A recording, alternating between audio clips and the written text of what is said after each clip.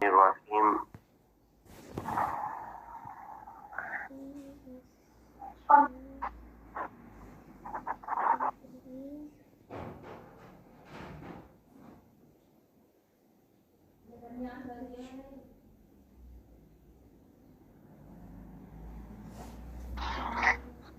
چلیے کہاں سے ہے؟ وَإِيَّا سے نا، وَإِيَّا ضمیر منفصل وما يلحقه من الياء والكاف والحاء حروف زیدت لبیان التکلم والخطاب والغیبة لا محل لها من الاعراب کالتاء فی انت والکاف فی ارأیتک۔ دیکھیں اب ہم نے جو ہے ایاک نعبد و ایاک نستعین کی بحث شروع کی ہے۔ اس سے پہلے جو ہے اس کے اندر کیا حکمت ہے کہ غیبت سے خطاب کی طرف عدول کیا گیا، ساری حکمتیں آپ کو بتا دی گئی۔ اب اییا کے بارے میں بتا رہے ہیں کہ اییا ہے کیا۔ کہتے ہیں اییا ضمیر منفصل، اییا جو ہے یہ ضمیر منفصل ہے۔ آپ نے جو پڑھا تھا نا ایاک نعبد و ایاک نستعین، تو اس میں یہ ایک قول یہ ہے کہ اییا جو ہے وہ ضمیر منفصل ہے، ٹھیک ہے۔ اب اس کے اندر جو کاف آتا ہے ایاکا، ایایا، ایاہو، ہے نا، اس طریقے سے کاف ہے، ہا ہے، یا ہے، یہ سب جو الفاظ آتے ہیں یہ صرف کس بات کو ظاہر کرنے کے لیے آتے ہیں؟ متکلم کو، ہے نا، خطاب کو، اور کیا ہے، غیبت کو، ان تمام چیزوں کو ظاہر کرنے کے لیے آتے ہیں۔ لیکن جو اصل ضمیر ہے وہ کیا ہے؟ اییا ہے۔ بات سمجھ میں آ رہی ہے؟ اب جب ضمیر جو ہے اییا ہے تو اب اییا کا جو کاف ہوگا اس کا کوئی محل نہیں ہوگا، اعراب کا اس کے لیے کوئی محل نہیں ہوگا۔ بھئی محل کس کے لیے ہوتا ہے؟ جو کچھ بنے، فاعل، مفعول، ہے کہ نہیں، مبتدا خبر کچھ بنے اس کے لیے ہوتا ہے۔ کاف تو یہاں پر کیا ہے؟ زائد ہے، صرف اس کو خطاب کے لیے یا کو متکلم کے لیے یا ہا کو غیبت کے لیے کیا کیا گیا ہے؟ ظاہر کیا گیا ہے، تو اس کا محل اعراب کوئی نہیں ہوگا۔ وہی کہہ رہے اییا ضمیر منفصل، اییا ضمیر منفصل ہے، وما یلحقہ من الیاء والکاف والہاء، اور وہ جو اس کے ساتھ لاحق ہوتے ہیں، یعنی اییا کے ساتھ جو لاحق ہوتے ہیں، کون؟ یا اور کاف اور ہا، ہے نا، حروف یہ ایسے حروف ہیں زیدت جنہیں زیادہ کیا گیا ہے لبیان التکلم والخطاب والغیبت، تکلم اور خطاب اور غیبت کو کیا کرنے کے لیے؟ بیان کرنے کے لیے، ٹھیک ہے۔ لا محل لها من الاعراب، ہے نا، اس کا کوئی محل اعراب نہیں ہے۔ کالتائی فی انتا، جیسے کہ انتا میں ہے نا، تو نحوی حضرات کہتے ہیں انتا میں یہ جو ان ہے یہی ضمیر ہے، اور تا جو ہے یہ کیا ہے؟ زائد ہے۔ تو جو یہ تا زائد ہے تو لہذا اس کا کوئی بھی محل اعراب نہیں۔ جی، اسی طور پر ایک اور مثال دے رہے ہیں، والکاف فی ارأیتک، اور کاف ارأیتک میں، ارأیتک میں یہ بھی کس کے معنی میں؟ اخبرنی کے معنی میں۔ کس کے معنی میں ہے؟ اخبرنی، اس نے مجھ کو خبر دی۔ تو ارأیتک، تو یہاں پر جو کاف ہے یہ کیا ہے؟ زائد ہے، تو لہذا اس کا کوئی محل اعراب نہیں ہوگا۔ یہاں تک تو بات ہو گئی ایک مذہب کی، جس مذہب نے یہ کہا تھا کہ اییا یہ ضمیر ہے اور کاف وغیرہ ये खिताब वगैरह को बताने के लिए है। ठीक है, अब दूसरा मजहब बता रहे हैं, क्या है वो मजहब देखिए, वो कालल खलील, खलील बिन अहमद फराहिदी, बहुत बड़े ये नहवी हैं, है ना। और इल्मे आरूज आप जानते हैं, इल्मे आरूज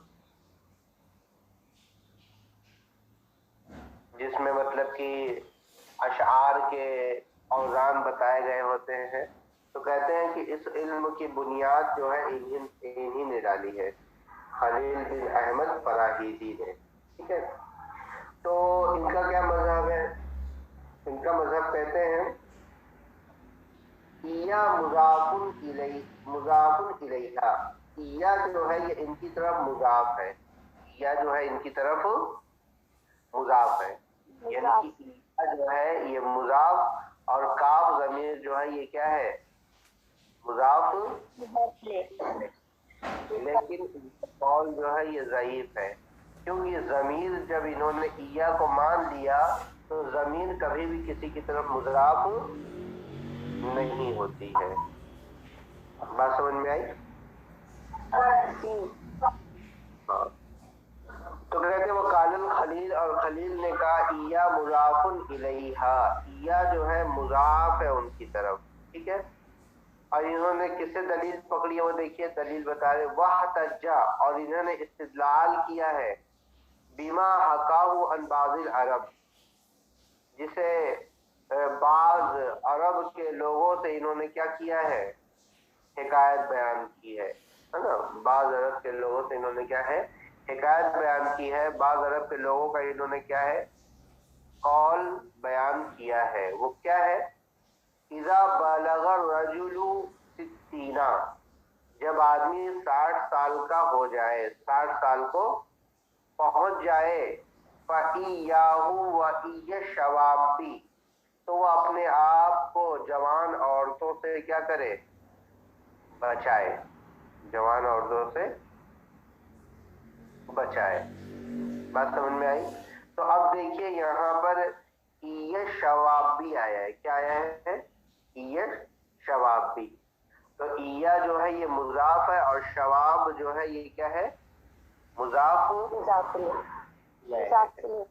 लेकिन देखिए अरबी के कौल में ऐसा क्या है, इस्तेमाल होता है। तो आगे बताएंगे कि भाई ये शाज है और शाज पर कोई कानून नहीं बन सकता। अशाजु कल मादूम, शाज किसकी तरह है, मादूम की तरह है, उसका वजूद माना नहीं जाता। बात समझ में आई? नहीं कह रहे वह हुआ शाजुन, और वो क्या है, शाज है। ला युतमदु अलैहि, इसके ऊपर भरोसा नहीं किया जाएगा, इसके ऊपर भरोसा नहीं किया जाएगा। कितने मजहब हो गए, दो हो गए। अब तीसरा देखिए, वकीला ये ज़माइर, और कहा गया है कि ये ज़मीरें हैं, ये क्या है, ज़मीरें हैं। वइया उम्दतुन, और इया जो है ये सहारा है, सुतून है। ये क्या है, इया सहारा और सुतून है, यानी ये काफ है, काका में काफ, इयाया में या, इयाहू में हा, ये सब क्या है, ज़मीर है। और इया जो है इसके लिए मजबूत मार दिया ना,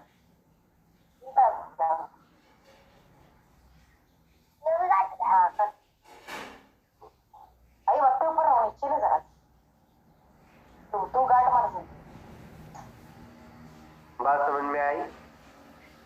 इसका मतलब ये है कि ऊपर में क्या था, ऊपर में ये था कि इया जो है ये ज़मीर है और बाकी जो है उसको जायद किया गया ताकि हमें तकल्लुम खिताब का क्या है, पता चले।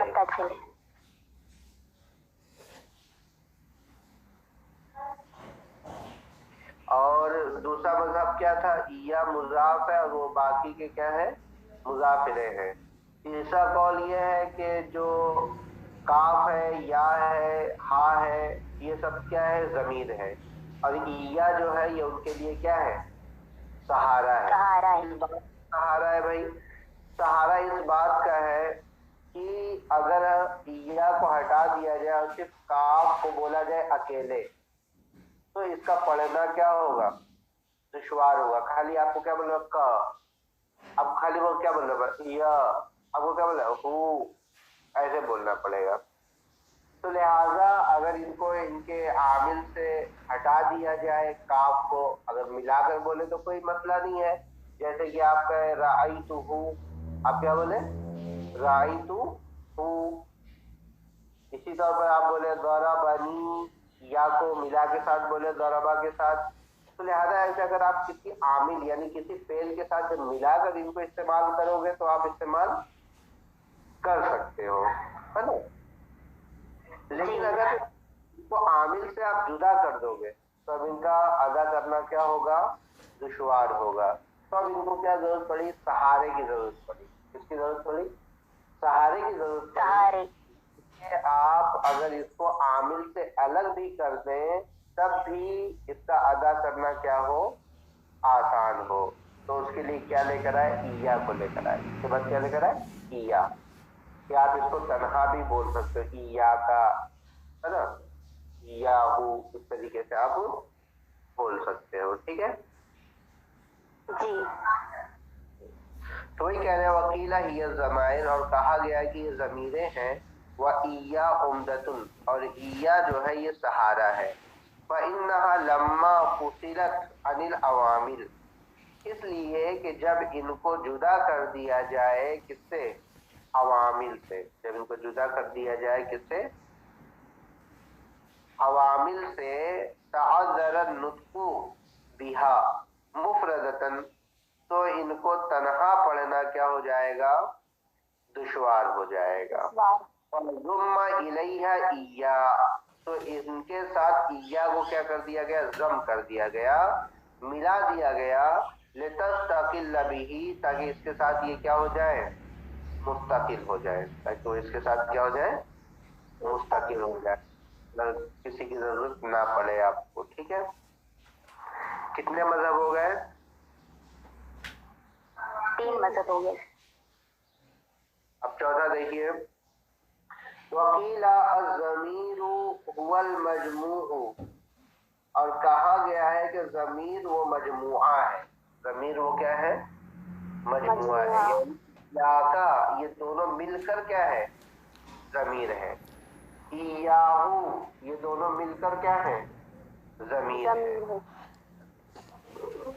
بات سمجھ میں آئی؟ تو یہ 4 مذاہب ہو گئے، ان کو یاد رکھیے گا آپ. وَقُرِيَ اَيَّاكَ بِفَتْحِ الْحَمْزَةِ، اور کیا ہے؟ ایاکا، حمزہ کے فتحے کے ساتھ بھی کیا ہے؟ پڑھا گیا ہے. یہ آپ نے تو ایاکا پڑھا، تو ایک قول کیا ہے؟ ایاکا بھی اس کو پڑھا گیا ہے. کسی کے رت میں پڑھا گیا ہوگا. ٹھیک ہے. وَحَيَّاكَ بِقَلْبِهَا هَاءً، اور حیاکا بھی پڑھا گیا ہے نا، حمزہ کو ہا سے بدل کر. حمزہ کو ہا سے کیا کر کے بدل کے کیا پڑھا گیا ہے؟ حیاکا بھی پڑھا گیا ہے. بات سمجھ میں آئی؟ جی حضرت. اب ایاکا نعبد و ایاکا نستعین، نعبد میں عبادت کا مسئلہ تھا، عبادت کا لفظ آیا ہے. تب اس کی بھی کیا کر رہے ہیں؟ وضاحت کر رہے ہیں کہ اس کا کیا معنی ہوتا ہے. کہتے ہیں والعبادت اقصى غایت الخضوع والتذلل، عبادت یہ خضوع اور تذلل کے سب سے آخری درجے کو کہتے ہیں. کس کو کہتے ہیں؟ خضوع اور خشوع اور تذلل کے سب سے آخری درجے کو. یعنی کہ ذلت جو ہوتی ہے سب سے جو آخری درجے کی ہوتی ہے اس کو کیا کہتے ہیں؟ عبادت کہتے ہیں. وَمِنْهُ طَرِيقٌ مُعَبَّدٌ، اور اسی عبادت سے ہی بنا ہے طریق معبد، پختہ راستہ. بھائی پختہ راستہ بھی کیسا ہوتا ہے کہ اس پر بھی ہمیشہ لوگ کیا ہے؟ آتے جاتے رہتے ہیں، پیر رکھتے رہتے ہیں، گاڑیاں آ رہی جا رہی ہیں، گدھے آ رہے جا رہے ہیں. تو لہذا وہ بھی ذلت کے آخری درجے میں کیا ہے ہوتا ہے. ٹھیک ہے. تو اس لیے طریق معبد کہتے ہیں، ای مذلل. وصوب ذو عبدۃ، وصوب ذو عبدۃ، اور ایسے کپڑے وہ کہتے ہیں جو ذو عبدۃ، یعنی مطلب کیا ہے یہ ہو موٹا ہو. ذو عبدۃ مطلب بہت ہی گھٹیے قسم کا ہو، یعنی کیا ہو وہ موٹا ہو. کیونکہ اکثر لوگ کون سا کپڑا، سلکی کپڑا بھائی، اور آپ لوگ سے زیادہ کون جانے گا کپڑے کے بارے میں، ہے کہ نہیں. ایسا کپڑا کیا کرتے ہیں یوز کرتے ہیں. ٹھیک ہے.